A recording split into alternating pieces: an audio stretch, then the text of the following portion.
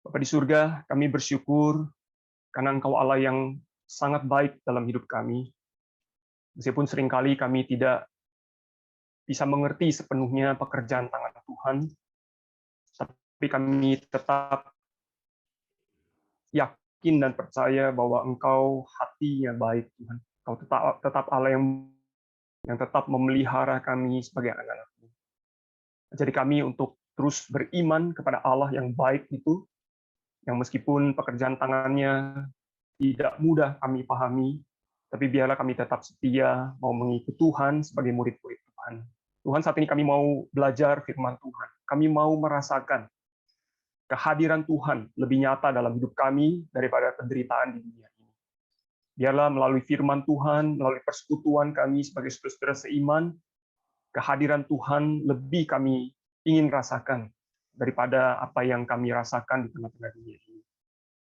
Biarlah segala ketakutan, kekhawatiran dapat berlalu ketika firman Tuhan boleh kami dengar, kami renungkan, dan melalui persekutuan dengan sesama orang-orang percaya, kami boleh kembali dikuatkan. Kami serahkan waktu ini Tuhan ke dalam tangan Tuhan. Kami percaya Engkau Allah yang sudah hadir tengah-tengah kami, dan Engkau akan memberkati persekutuan kami. Dalam nama Tuhan Yesus, kami berdoa dan kami mengucapkan syukur. Amin. Ya, ibu-ibu, ya memang mengikut Tuhan ya, ibu-ibu mengikut Tuhan itu sebagai murid Tuhan itu memang semakin tidak mudah di masa-masa seperti sekarang ini. Karena memang kita harus mengakui kita melihat penderitaan hidup ini jauh lebih nyata begitu ya. Sehari-hari kita lihat berita, kita dapat WA, bahkan mungkin kita mengalami sendiri ya, rasa sakit, kita mengalami sendiri ada anggota keluarga kita yang harus meninggalkan kita mengalami rasa duka, kita juga mungkin harus dengan mata dan kepala kita sendiri melihat betapa sulitnya mendapatkan obat atau mungkin rumah sakit. Jadi memang masa-masa seperti ini menjadi murid Tuhan memang semakin tidak mudah begitu, karena kita melihat penderitaan hidup begitu nyata sekali ya di sekitar kita begitu. Nah, inilah yang seringkali membuat kita menjadi lemah dan kita menjadi putus harapan. Nah, bagaimana kita bisa mengatasinya, ibu-ibu ya? Nah, memang kita harus kembali melihat dan mengalami Kristus lebih nyata dalam hidup kita ya. Nah, itu memang mau tidak mau ya, kita harus lebih melihat dan mengalami Kristus lebih nyata dalam hidup kita.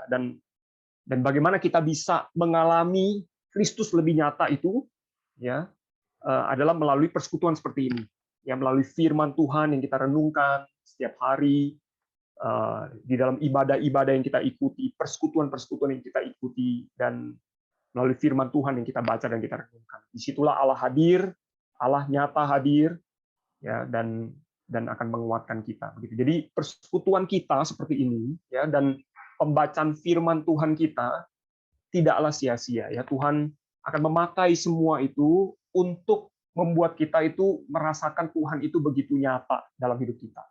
Ya, karena kalau tidak demikian, maka penderitaan di sekitar kita yang nyata ini yang akan lebih menguasai kita. Begitu ya. Jadi kita bersyukur ada kesempatan indah pagi ini. Ya, kita bisa bersama saudara seiman saling menguatkan, mendoakan, dan terlebih lagi kita boleh berjumpa dengan Tuhan melalui kebenaran firman-Nya. Ya. Baik, kita akan melanjutkan untuk sesi kita. Saya akan share screen untuk materi saya. Ya.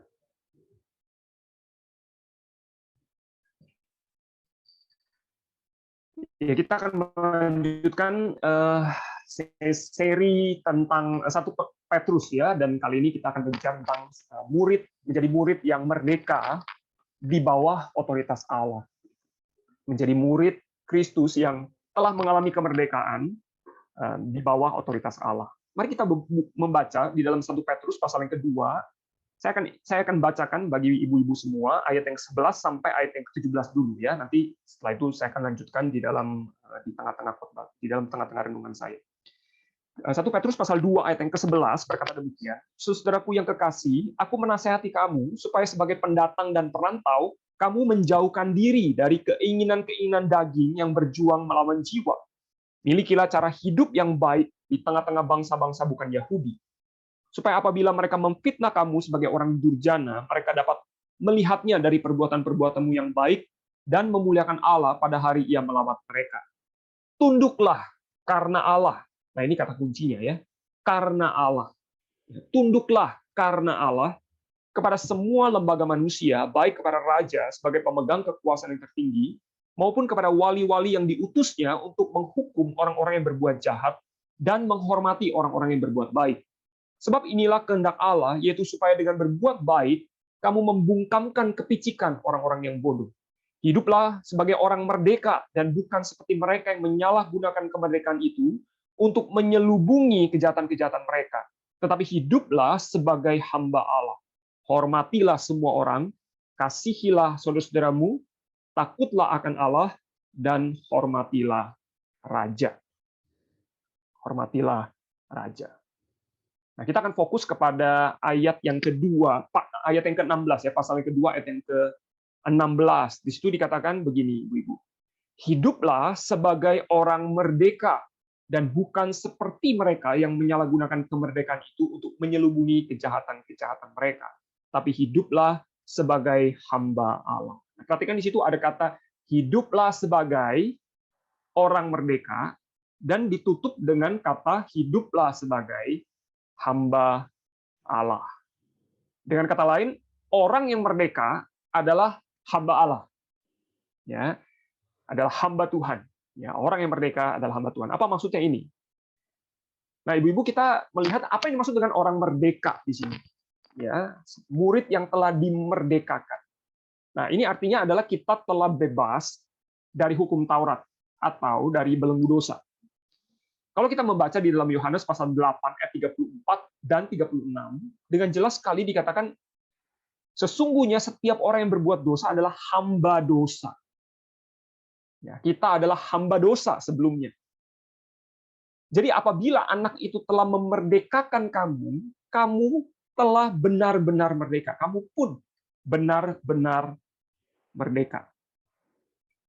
Nah, jadi kita melihat bahwa kehidupan kita sebelum mengenal Tuhan itu adalah kehidupan yang di bawah belenggu dosa. Hamba dosa dikatakan. Apapun yang kita lakukan, keinginan kita tuh pengen melakukan dosa gitu. Ya, kita tidak merasa berdosa ketika kita melakukan dosa. Ya. Nah, jadi kita tuh dikuasai oleh dosa. Nah, di dalam Matius pasal 18 itu ada cerita gitu ya, tentang bagaimana orang yang terbelenggu begitu ya oleh dosa. Di situ Tuhan Yesus menceritakan ada seorang hamba itu berhutang 10.000 talenta kepada seorang raja. Ya, 10.000 talenta. Nah, Ibu-ibu, 1 talenta itu dulu itu setara dengan upah 20 tahun orang kerja. Bayangkan, 20 tahun orang kerja itu 1 talenta. Memang itu satu jumlah yang besar 1 talenta pada waktu itu. Ya. Jadi orang tuh harus bekerja selama 20 tahun gitu kira-kira untuk mendapatkan 1 talenta. Nah, bayangkan ya, ada hamba berhutang 10.000 talenta. Nah, ini memang satu perumpamaan yang Tuhan ceritakan begitu ya.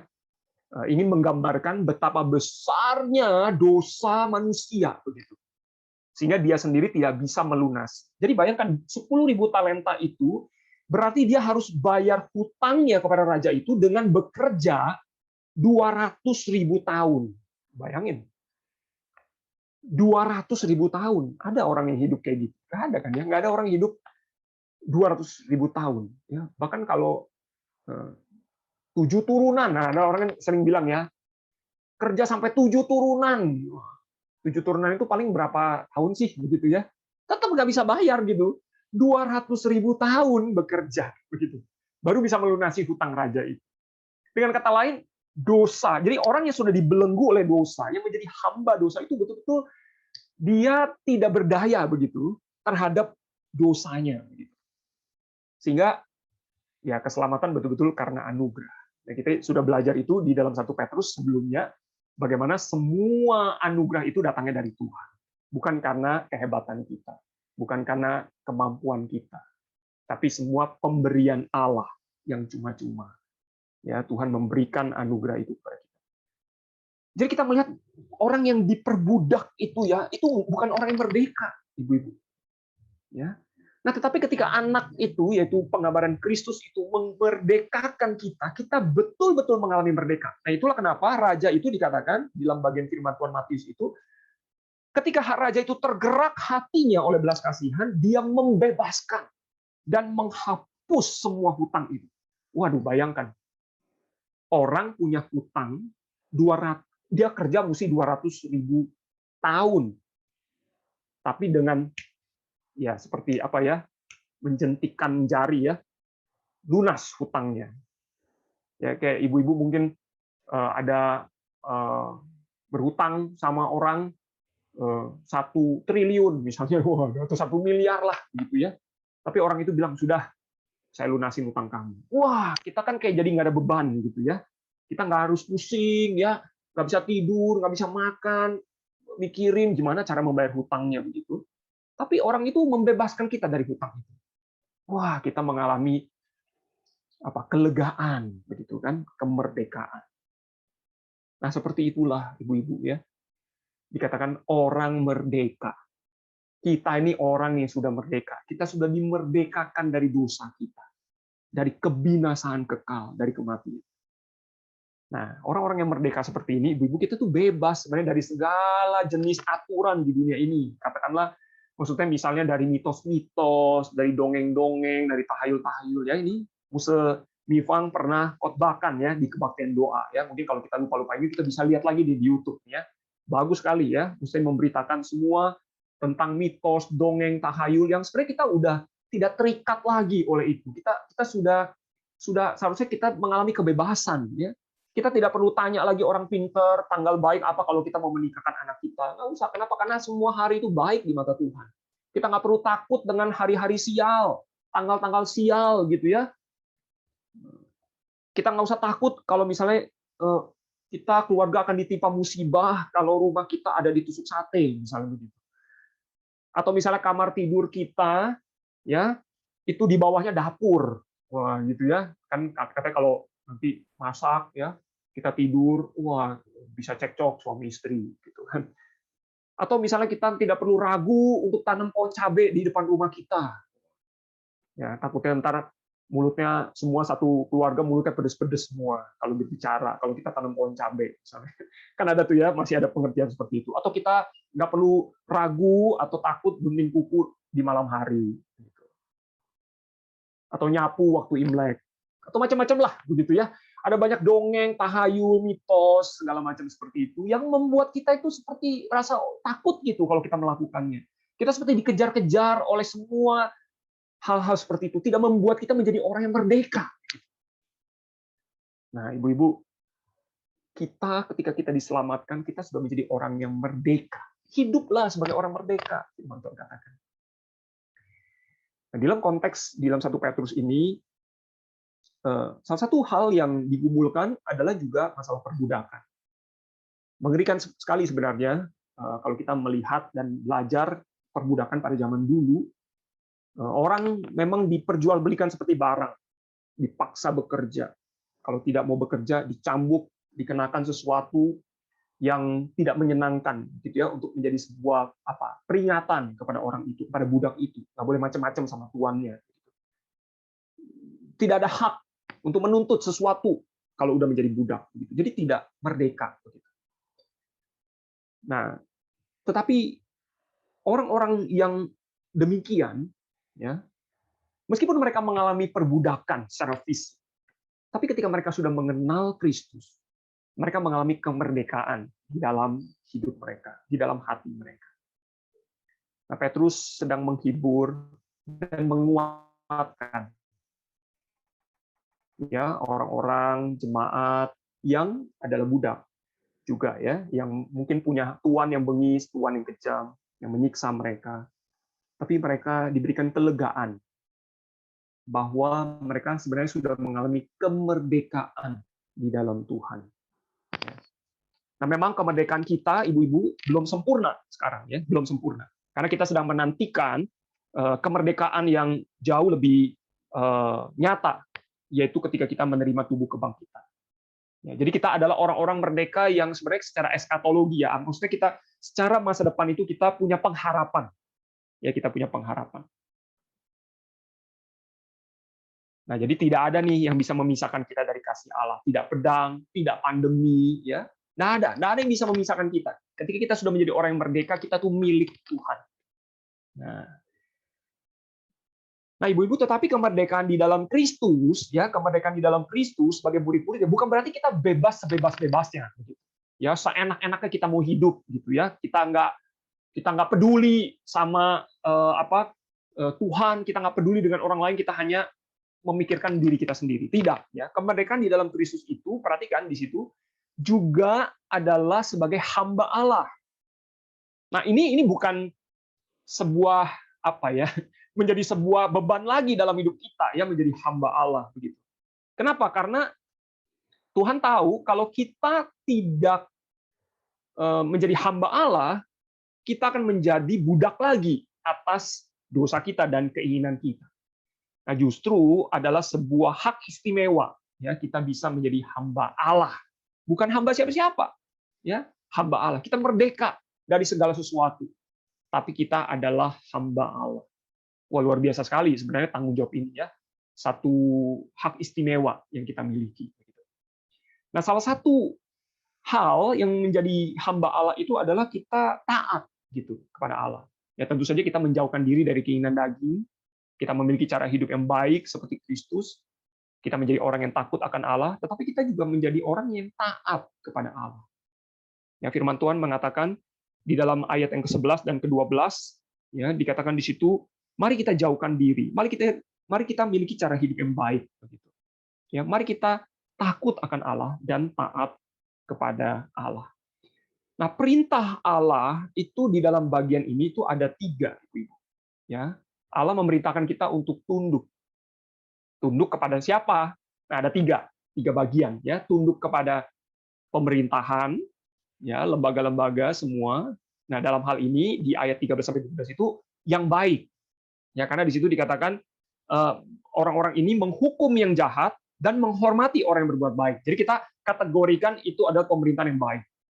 Nah, di bagian 18 sampai 25 itu tunduk kepada yang jahat sekalipun, ya, tunduk kepada Tuhan yang baik, bahkan yang bengis, dikatakan yang kejam sekalipun. Nah, apa maksudnya nanti kita akan lihat. Dan yang pasal 3 tunduk kepada suami. Jadi ada 3 perintah. Ya, ada 3 perintah untuk kita tunduk begitu. Nah, di sini yang saya tadi tekankan, ya, ketika kita baca, ya, kita tunduk kepada 3 hal ini. Kata kuncinya adalah karena Allah. Nah, di ayat 13 itu, Ibu-ibu. Ya. Karena Allah kita melakukan hal ini. Kita orang yang merdeka, kita nggak dibawa perbudakan, kita tidak dibawa perhambaan siapapun begitu. Tetapi Tuhan memerintahkan kita tunduk kepada 3 hal ini. Kenapa? Karena Allah. Karena kita taat kepada Allah, karena kita takut akan Allah, karena kita mengasihi Allah, maka kita mau menjadi hamba Allah yang taat kepada Allah. Dengan cara apa? Taat kepada perintah Allah, yaitu tunduk. Allah memerintahkan kita, tunduklah. Hai hamba, tunduklah. Hai istri, tunduklah. Begitu. Ya, jadi perhatikan, ya, ibu-ibu, ya. Kita melakukan semua itu karena ketaatan kita kepada Allah. Nah, ini menarik sekali. Saya ingin bahas sedikit dulu, apa bedanya tunduk dengan taat. Apa sih bedanya tunduk dengan taat? Nah, seringkali kedua kata ini dipakai bersamaan, ya, dan itu tidak masalah memang, ya, tidak masalah. Nah, cuma memang saya ingin memberikan sedikit saja perbedaan, ya, yang bisa kita renungkan dari kedua kata ini. Nah, ini 2 kata yang cukup signifikan sih kalau misalnya kita pikirkan begitu, ya, bedanya begitu, ya. Apa bedanya tunduk dengan taat? Kenapa di dalam 1 Petrus pasal 2 ini dipakai kata tunduk 3 kali? Kenapa bukan pakai kata taat? Nah, ini menjadi sebuah pertanyaan kita, ya. Nah, ibu-ibu, kata tunduk itu adalah ketika seseorang itu memberikan dirinya secara sukarela. melepaskan pendapatnya, lalu dia menerima pendapat orang lain yang lebih tinggi posisinya. Perhatikan ya, jadi kata tunduk itu adalah ketika kita itu secara sukarela, begitu. Ya, secara sukarela menerima kepemimpinan orang lain, pendapat orang lain yang lebih tinggi posisinya daripada kita. Jadi ini ada keterlibatan kita sebenarnya. Mungkin di dalam diskusi, percakapan, ya kita menyatakan kita menerima pendapat dia. Kita sukarela ya menundukkan diri kita kepada kepemimpinan orang itu dalam mengambil keputusan. Nah, taat ada sedikit beda. Taat itu adalah ketika seseorang itu diharuskan untuk mengikuti instruksi yang ditetapkan atau akan ada konsekuensi secara langsung atau tidak langsung kalau tidak melakukannya, mentaatinya. Nah, kedua ini memang bisa sama sih, Ibu-ibu. Tapi ya itu sedikit bedanya ya. Jadi kalau tunduk itu ada keterlibatan kita gitu seolah-olah gitu ya.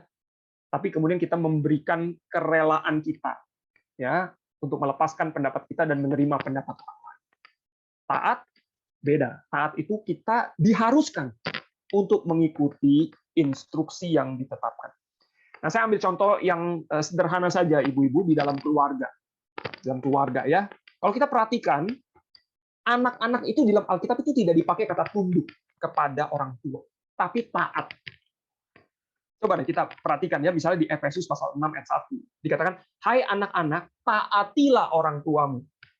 Kolose pasal 3 ayat 20, "Hai anak-anak, taatilah orang tuamu dalam segala hal." Jadi perhatikan, kalau di dalam keluarga itu anak-anak itu ya diperintahkan untuk taat kepada orang tuanya. Nah, berarti kan dia ngikutin instruksi begitu. Tetapi kepada pasangan suami istri, ya itu dipakai kata tunduk. Misalnya di Efesus pasal 5 ayat 22, "Hai istri tunduklah kepada suamimu." Kolose pasal 3 ayat 18, "Hai istri tunduklah kepada suamimu." Jadi memang ada sedikit perbedaan gitu. Nah, di sini suami memang harus membedakan perlakuan kepada istri dan juga kepada anak-anak. Ya, istri adalah penolong suami. Nah, ini memang bukan berarti anak-anak itu tidak boleh menyuarakan pendapat. Wah, ini jadi kesempatan nih saya sebagai mama ya. Kalau anak kita yang udah gede gitu ya, mereka sudah dewasa ya, mereka punya pendapat ya, mereka menyatakan pendapat begitu ya. Lalu kita berkata, "Nggak boleh. Kamu nih harus taat." Oh, gitu ya. Tidak karena kamu anak nih harus taat gitu kan. Jadi mereka seolah tidak boleh menyuarakan pendapat mereka gitu ya. Kan tidak juga ya, artinya tidak juga kita perlakukan mereka seperti anak kecil lagi. Tetapi di sini memang ingin memberikan sebuah penekanan begitu. Memang ada perbedaan begitu ya. Sebagai seorang anak kita memang harus senantiasa belajar taat kepada orang tua. Tapi istri tunduk karena istri dengan suami adalah sebagai penolong suami. Nah, bagaimana dengan orang Kristen kepada Allah? Waduh, kalau kita baca hampir semua berbicara tentang apa? Taat. 1 Petrus pasal 1 ayat 14 kita pernah baca itu, hiduplah sebagai anak-anak yang taat kepada Allah. Kisah Para Rasul 5:29, kita harus lebih taat kepada Allah daripada kepada manusia. Lalu di bagian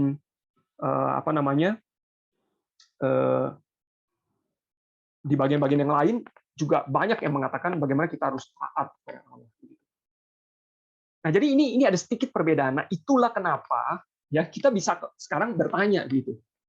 Kenapa saya sudah merdeka, tapi saya mesti tunduk kepada pemerintah yang baik, tuan yang bengis, kepada suami? Ya, karena apa? Ya karena kita tidak berhadapan dengan Allah, begitu ya, maksudnya dengan manusia. Maka dipakai kata tunduk. Artinya kita secara sukarela ya melepaskan pendapat kita dan menerima pendapat orang lain yang lebih tinggi posisinya. Ya, ini apa maksudnya sudah merdeka tetapi kita harus tunduk. Ya. Yang pertama karena kita melakukannya demi Allah. Karena Allah. Ini perintah Allah. Yang kedua, kita sedang mempraktekkan konsep kerajaan Allah, Ibu-ibu. Ada pencipta, ada ciptaan, ada Allah, ada umat. ada yang memimpin, ada yang dipimpin. Ini keteraturan. Jadi memang kita tidak bisa menghindari kalau meskipun kita sudah menjadi orang yang merdeka, tapi kita tidak berada di bawah perbudakan siapapun selain menjadi hamba Allah, tapi ada orang yang memimpin kita, begitu. Apakah itu di dalam pekerjaan, di dalam keluarga, ya, di dalam gereja, ada gembala, ada majelis, begitu kan? Ada suami, ya, ada atasan, bos, ada pemerintah kalau kita menjadi rakyat. Jadi ada hierarki, begitu, ada keteraturan, begitu. Karena Allah kita adalah yang teratur. Nah, yang terakhir, apa maksudnya sudah merdeka tetapi harus tunduk kepada manusia? Nah, ini karena kita ini bicara tentang kerelaan hati, tunduk daripada ketulusan kita. Nah, tadi kita sudah baca ya kepada pemerintah yang baik. Ya, tentu ini kita bersyukur ya, ibu-ibu ya, tidak sulit sebenarnya kalau kita tunduk ya kepada pemerintah yang baik. Kita sukarela lah. Ya, kalau kita punya pemerintah yang baik, kita bersyukur sekali bahwa di dalam bangsa kita punya pemerintah yang baik. Ya, tentu saja tidak ada pemerintah yang sempurna. Ya, tidak ada pemerintah yang sempurna, tidak ada pemimpin yang sempurna. Tetapi kita bersyukur sekali. Ya, kita melihat Tuhan baik, memberikan presiden, wakil, para menteri yang berusaha ya untuk memikirkan yang terbaik bagi bangsa kita. Begitu. Nah, ibu-ibu, apa sih yang bisa kita lakukan untuk mendukung, begitu ya? Untuk mendukung sebagai seorang yang merdeka, yang adalah hamba Allah, ya. Tapi kita juga diperintahkan untuk tunduk kepada pemerintah yang baik. Apa yang bisa kita lakukan? Nah, kita bisa baca itu di dalam ayat yang ke-15 dikatakan inilah kehendak Allah, yaitu supaya kamu berbuat baik, dikatakan. Ya, kamu berbuat baik. Ya. Lalu kita tidak melakukan kejahatan. Ya, hiduplah sebagai orang merdeka bukan seperti mereka yang menyalahgunakan kemerdekaan itu untuk menyelubungi kejahatan-kejahatan mereka. Ini simpel sekali, ibu-ibu. Dengan berbuat baik, dengan tidak melakukan kejahatan. Ya. Kita, dan saya rasa ini juga bukan satu apa istilahnya satu hukum di Indonesia saja. Ya, siapa yang berbuat jahat ya akan dihukum gitu. Kita tidak berbuat baik dan menghindari berbuat jahat karena kita takut dihukum. Bukan, tetapi karena memang kita orang Kristen. Memang karena kita hamba Allah, kita melakukannya begitu. Ya, kita memberikan teladan gitu dalam hidup kita. Nah, ini sederhana sekali, tidak berbuat jahat, kita berbuat baik kepada orang, kita bayar pajak, misalnya gitu kan kalau bicara pemerintahan, kita mematuhi aturan hukum yang berlaku, kita berlaku jujur ya ketika mengurus sesuatu, surat-surat gitu ya. Kita taat protokol kesehatan, mendukung program pemerintah di masa pandemi seperti ini ya. Kita tidak mungkin kebanyakan orang yang masih tidak percaya ya, tidak ada virus COVID ya, jadi dia mungkin keluar dia tidak pakai masker atau dia tidak mengikuti aturan pemerintah ya. Kalau PPKM seperti sekarang ini juga tetap keluar gitu ya, keluyuran begitu kan, padahal mungkin tidak ada kebutuhan yang urgent. Ya, kenapa? Ya karena mungkin ingin melawan hukum pemerintah, ingin melawan kebijakan pemerintah. Ya, saya rasa itu bukan tanda sebagai seorang yang tunduk kepada pemerintah yang baik. Lalu kita tidak menyebar hoax. Ya, pemerintah juga berkali-kali mengingatkan jangan menyebar hoax, begitu, karena bisa menimbulkan kecemasan, kekhawatiran di masyarakat. Begitu.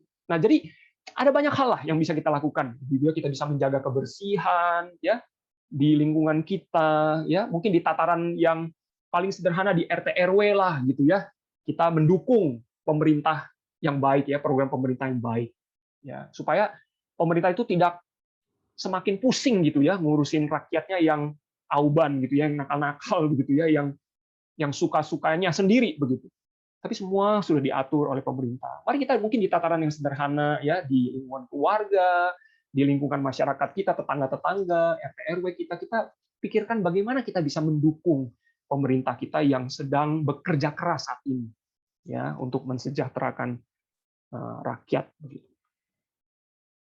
Nah, sekarang di ayat yang ke-18 sampai 25 ya, saya akan bacakan ya. Hai kamu hamba-hamba, tunduklah dengan penuh ketakutan kepada Tuhanmu, bukan saja kepada yang baik dan peramah, tetapi juga kepada yang bengis.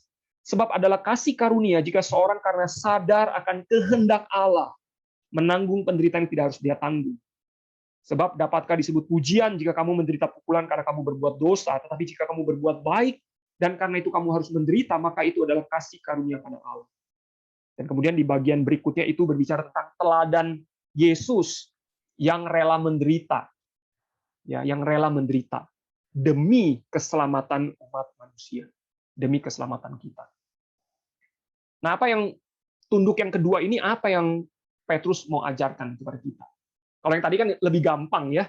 Kalau pemerintahan itu baik, wah gampang kita ngikutinnya, ya seneng kita. Begitu. Kita rela lah tunduk begitu ya kepada semua aturan dan segala macam. Tapi bagaimana kalau kita berada di bawah tuan atau mungkin pemerintahan atau atasan atau suami mungkin yang tidak baik begitu perlakuannya kepada kita.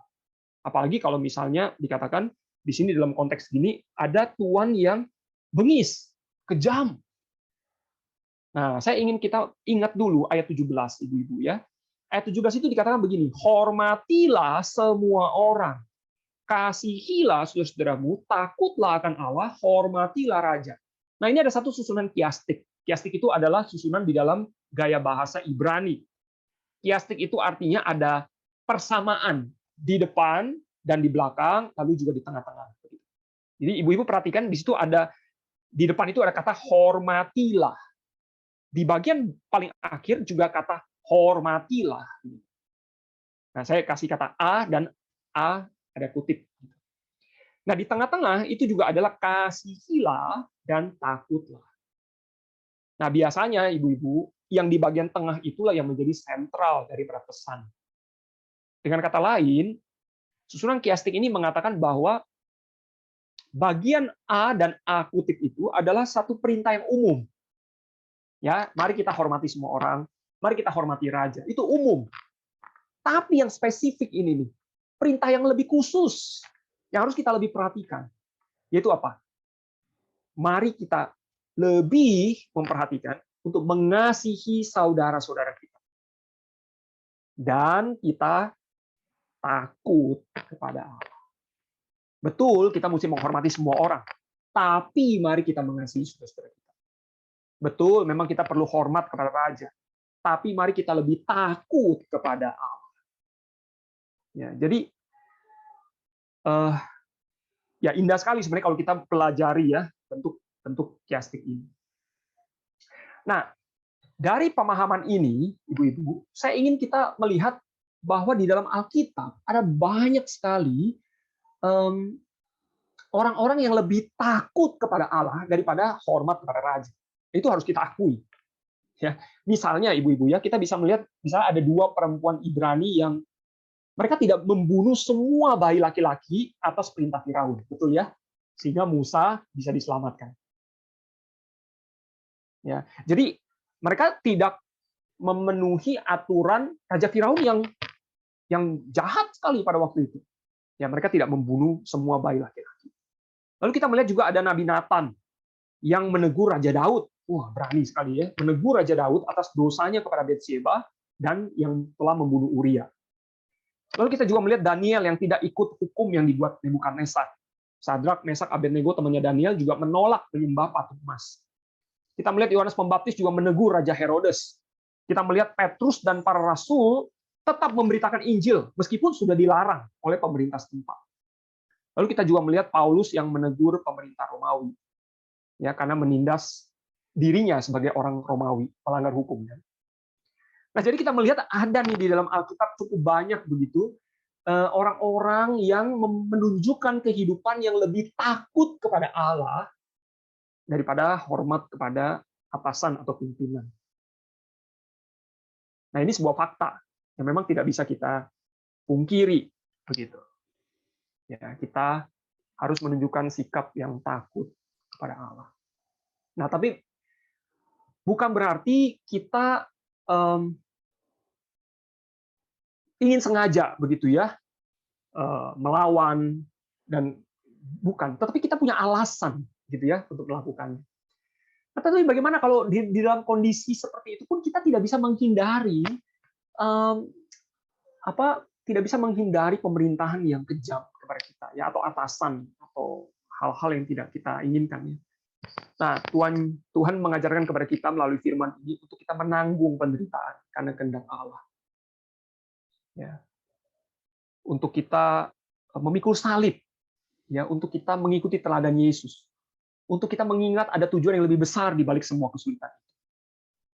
Ya, misalnya ibu-ibu ya, misalnya para misionaris misalnya begitu ya. Mereka memilih tetap bertahan ya di daerah atau negara dengan pemerintah yang kejam menekan kekristenan. Mereka memilih tetap bertahan. Kenapa? Kenapa mereka tetap rela gitu ya untuk istilahnya menerima akibat begitu ya. Misalnya mereka sampai di penjara, disiksa, dianiaya karena pelayanan mereka. Ya karena mereka tahu bahwa inilah salib yang harus mereka tanggung. Ya, mereka punya tujuan yang lebih besar, yaitu apa? Supaya pekerjaan Injil lebih diberitakan, tetap diberitakan, terus berjalan. Atau misalnya ibu-ibu bekerja dengan bos, perusahaan, majikan, mungkin yang tidak adil perlakuannya kepada kita, tidak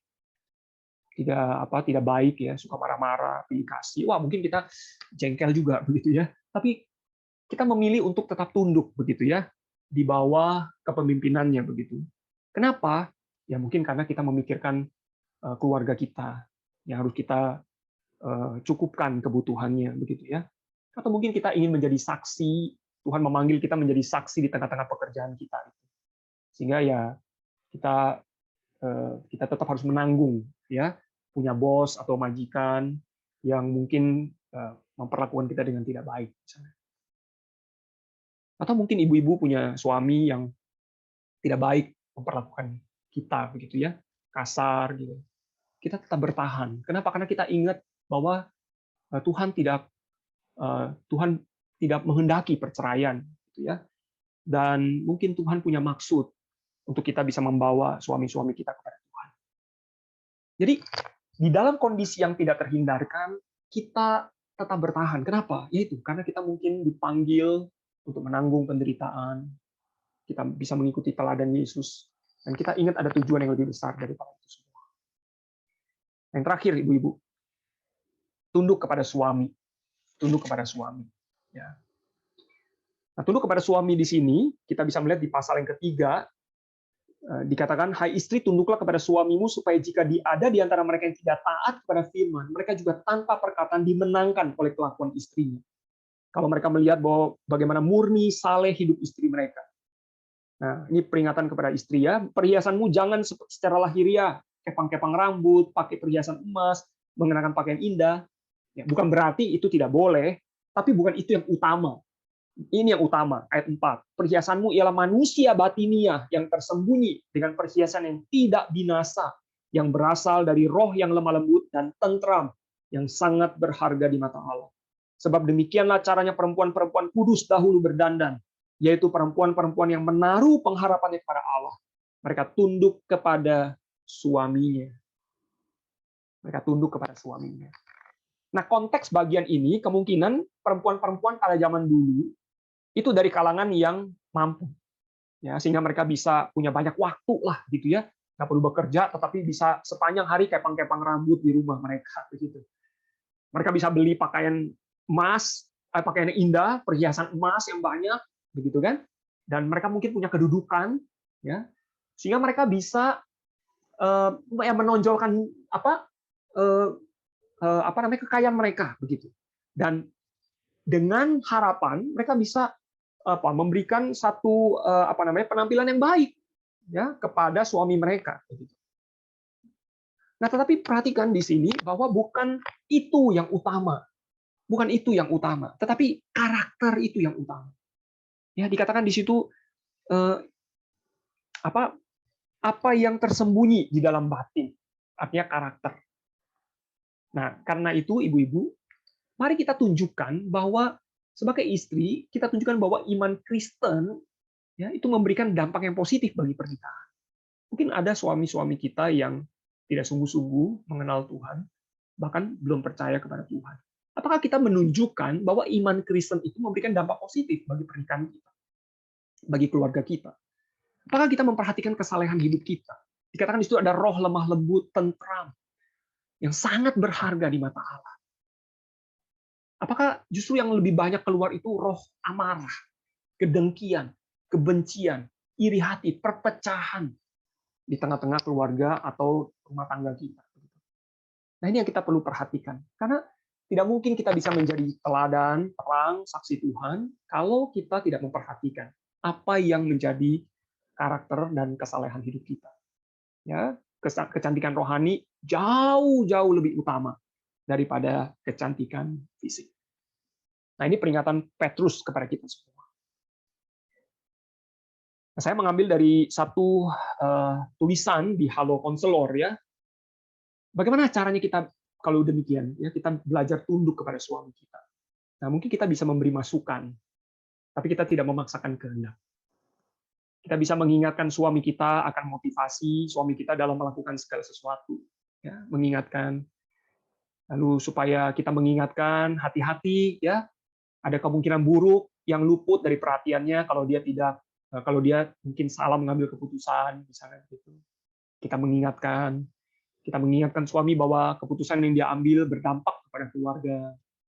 Kita mengingatkan suami untuk tidak bersandar kepada pengertiannya sendiri, tetapi kepada Tuhan. Kita bisa mengingatkan suami, ya, untuk tidak tergesa-gesa, ya, mengambil keputusan atau melakukan sesuatu, ya. Tapi kita juga bisa mengingatkan suami akan potensi yang besar yang ada pada dirinya, ya,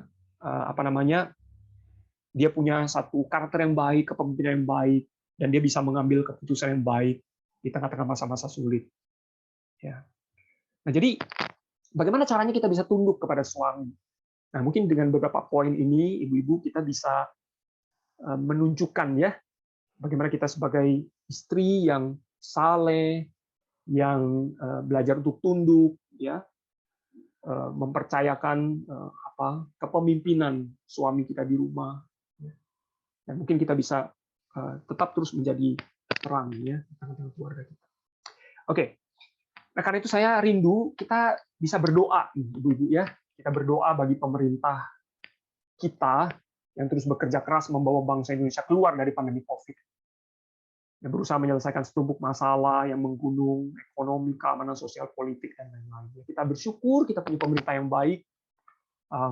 Mari kita terus berdoa bagi pemerintah Indonesia kita. Yang kedua, mari kita juga berdoa, ya,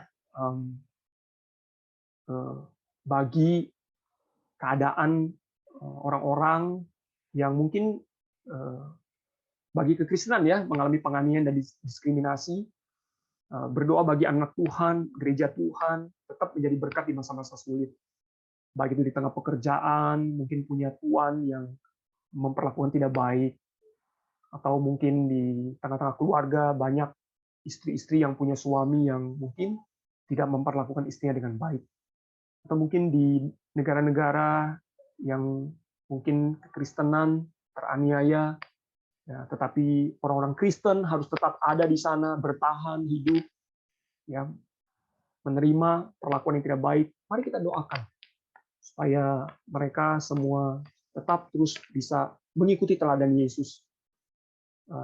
Mereka tetap dipakai Tuhan, ya, menjadi alat di tangan Tuhan, memandang kepada Kristus sebagai teladan mereka. Dan ketiga, kita doakan buat, nah itu saya kasih garis bawah, ya, itu bisa kita isi dengan nama suami kita, ya, suami kita masing-masing, ya, bukan suami orangnya.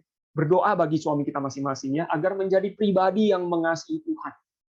Suami kita juga perlu didoakan, ya, menjadi pribadi yang mengasihi Tuhan, dan kita sebagai istrinya kita belajar tunduk kepada suami kita sebagai kepala keluarga yang sudah Tuhan tetapkan bagi kita, ya, di dalam pernikahan yang kudus. Ya, mari kita berdoa, ya, ibu-ibu, bagi ketiga hal ini bersama-sama, ya. Saya akan pimpin kita di dalam doa. Bapa di surga, kami bersyukur kami boleh belajar firman-Mu, dan kami saat ini mau berdoa bagi pemerintah kami yang baik yang terus berjuang demi masyarakat Indonesia yang lebih baik. Kami berdoa buat Pak Jokowi, Pak Maruf Amin, seluruh jajaran menteri, sampai kepada jajaran yang paling bawah, gubernur kami, RT, RW, lurah, dan seluruhnya Tuhan. Supaya mereka diberikan hikmat oleh Tuhan. Memikirkan langkah-langkah yang terbaik untuk mengatasi pandemi COVID dan mengatasi berbagai macam pergumulan bangsa kami, Tuhan. Kami percaya dengan segala kepemimpinan mereka. Kami terus mendoakan mereka, Tuhan, supaya mereka betul-betul memikirkan kepentingan rakyat lebih banyak daripada kepentingan pribadi maupun kelompok mereka. Kami berdoa, Tuhan berikan kesehatan yang baik. Tuhan jaga mereka sampai mereka menyelesaikan pekerjaan mereka, pemerintahan mereka, sampai periode mereka berakhir. Mereka betul-betul memberikan yang terbaik bagi bangsa dan negara ini. Kami berdoa, kalau ada orang-orang yang berniat jahat, yang ingin membuat negara ini menjadi tidak baik, Tuhan, Engkau gagalkan semua rencana mereka. Tapi Tuhan, tolong kami sebagai warga negara juga boleh terus mendukung dengan apa yang bisa kami lakukan sebagai warga negara yang baik. Kami boleh mendukung pemerintah kami. Tuhan, kami juga menyadari bahwa ada banyak hal kepemimpinan yang tidak baik. Apakah itu di tengah-tengah keluarga, pekerjaan, tengah-tengah pelayanan kami bahkan, atau misalnya di pemerintah-pemerintah di negara-negara lain yang menekan kami, yang menekan kekristenan, yang menekan anak-anak Tuhan. Tolonglah Tuhan, supaya anak-anak Tuhan, dimanapun mereka berada, ketika di bawah tekanan itu, Tuhan, mereka tetap berbuat baik, mereka tetap memberikan teladan hidup yang baik, mereka tetap bertahan dengan satu pengertian, takut akan Tuhan. Dengan satu pengertian, ada tujuan yang lebih besar, yang mungkin Tuhan sedang berikan. Kami mungkin harus menanggung penderitaan demi pekerjaan Allah yang lebih besar. Supaya banyak orang boleh melihat Kristus melalui hidup kami. Tuhan, tolonglah setiap anak-anak Tuhan, dimanapun berada, ketika di bawah tekanan, mereka tidak mundur, mereka tidak putus asa, dan mereka tetap menjadi alat di tangan Tuhan. Kami juga berdoa bagi suami-suami kami, Tuhan. Kami berdoa supaya mereka pasti juga mengalami kelelahan, mereka pusing memikirkan bagaimana tetap menjaga piring di keluarga kami tetap terisi, dapur tetap mengebul. Mereka pusing, mereka terus berpikir keras bagaimana bisa tetap membuat anak-anak bisa sekolah. Tuhan, kami bersyukur untuk suami-suami kami yang memperhatikan kami. Kami doakan mereka, Tuhan, berikan kekuatan kepada mereka, kesehatan yang baik, supaya mereka juga menjadi suami-suami yang mencintai Tuhan, papa-papa yang mencintai Tuhan, yang menjadi kepala keluarga, yang memimpin keluarga di dalam Tuhan, yang mengambil keputusan dengan tepat, yang tidak tergesa-gesa, yang dengan hikmat bijaksana Tuhan, mereka bisa membimbing keluarga melewati masa-masa sulit. Tuhan, kami bersyukur, kami doakan suami-suami kami, Tuhan. Jaga lindungi mereka, yang saat ini mungkin sedang bekerja keluar. Mereka mungkin sedang mempertaruhkan hidup mereka demi untuk bekerja. Tuhan, tolong mereka. Pekerjaan mereka Tuhan berkati. Apapun yang mereka lakukan, Tuhan. Terima kasih, Tuhan. Kami mau belajar menjadi istri-istri yang tunduk pada suami kami. Belajar untuk menjadi penolong yang baik bagi mereka. Terima kasih, Tuhan. Berkatilah ibu-ibu di tempat ini, Tuhan. Apapun yang sekarang sedang mereka gumulkan, berkatilah, sertai mereka, beri jalan keluar dari segala pergumulan mereka. Berikan ketenangan, damai sejahtera di tengah-tengah masa pandemi ini. Terima kasih, Tuhan. Kami berdoa menyerahkan hanya di dalam nama Tuhan Yesus, Juru Selamat kami yang hidup. Amin.